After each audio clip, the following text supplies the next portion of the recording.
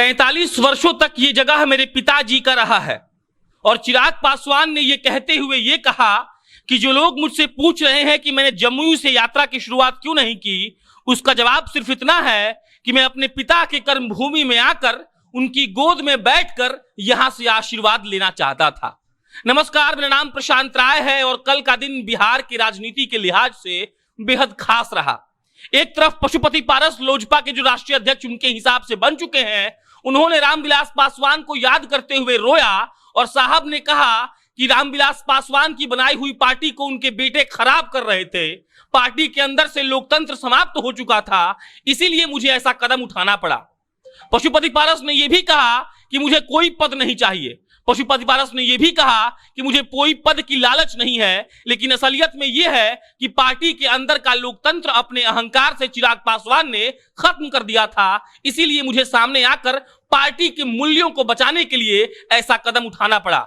वहीं दूसरी तरफ दिल्ली से जब पटना एयरपोर्ट पर चिराग पासवान उतरे तो वहां पर एक हुजुम खड़ी थी जो चिराग पासवान का स्वागत कर रही थी।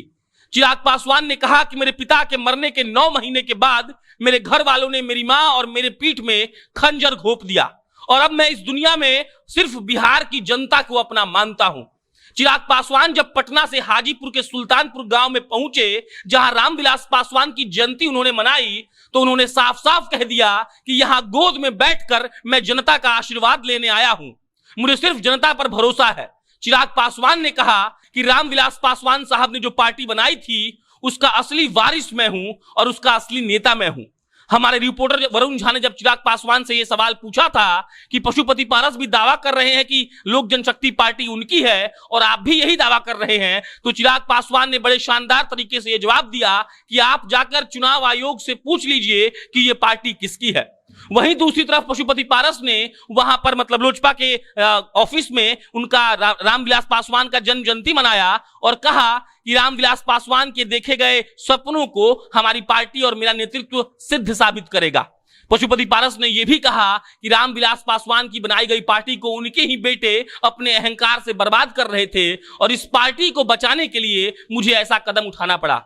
चिराग पासवान की आशीर्वाद यात्रा पर सबकी नजर बनी हुई थी और यह माना जा रहा था कि चिराग पासवान आशीर्वाद यात्रा के तहत जब बिहार घूमेंगे तो उनको लोग का समर्थन मिलेगा कि नहीं।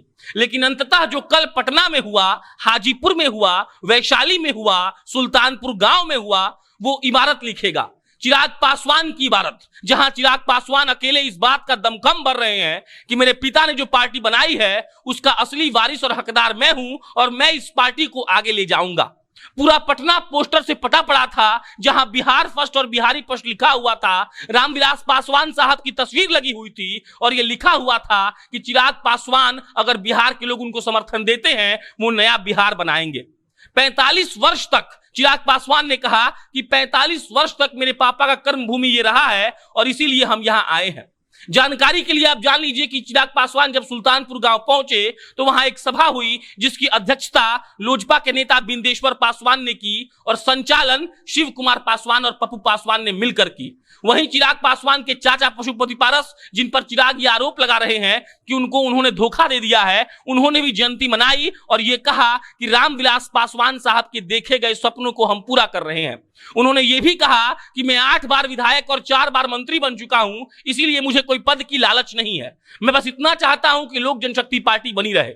एक वक्त यह भी लगा कि लालू प्रसाद यादव, तेजस्वी यादव और राजद के वो सारे तमाम नेता जो अपना रजत जयंती मना रहे थे, तो उन्होंने रामविलास पासवान के तस्वीर पर पुष्प अर्पित करके उनको श्रद्धांजलि दिया और कहा कि रामविलास पासवान गरीब, गुरबों और पिछड़ों के नेता थे। ये सब जब हो गया तो चिराग पासवान ये दावा कर रहे हैं कि मेरा आशीर्वाद यात्रा अब सफल हो जाएगा। पशुपति पारस ये दावा कर रहे हैं कि उनके साथ ज्यादा नेता हैं। चिराग पासवान के गुट के नेता ये दावा कर रहे हैं कि उनके पास ज्यादा नेता हैं। लेकिन देखने वाली बात ये होगी कि जब चिराग पासवान बिहार के अन्य जिलों में घूमने जाएंगे, बिहार की जनता से आशीर्वाद मांगने जाएंगे जैसा कि वो कह रहे हैं, तो उनको आशीर्वाद मिलता है कि नहीं। चिराग पासवान ने कहा है कि वो नया बिहार बनाएंगे अगर बिहार के लोगों ने उनको समर्थन दिया। और डॉक्टर अरुण कुमार जो पूर्व सांसद हैं जहानाबाद के, उन्होंने उनसे मुलाकात की चिराग पासवान से। चिराग पासवान ने उनका पैर छुआ और कहा कि एक चाचा ने धोखा दे दिया तो क्या हुआ, मेरे पास दूसरे चाचा भी हैं। और अरुण कुमार को पिता तुल्य बताकर चिराग पासवान ने यह साबित कर दिया कि अब वो एड़ी चोटी का जोर लगाकर कैसे भी लोक जनशक्ति पार्टी को स्थापित करेंगे फिर से, और रामविलास पासवान की मूल्यों और विचारधारा का अनुपालन करेंगे। इस पर अन्य कोई भी अपडेट आएगी तो आपको हम इत्तला करेंगे। मेरा नाम प्रशांत राय है, आप जनता जंक्शन देख रहे थे। बहुत बहुत धन्यवाद।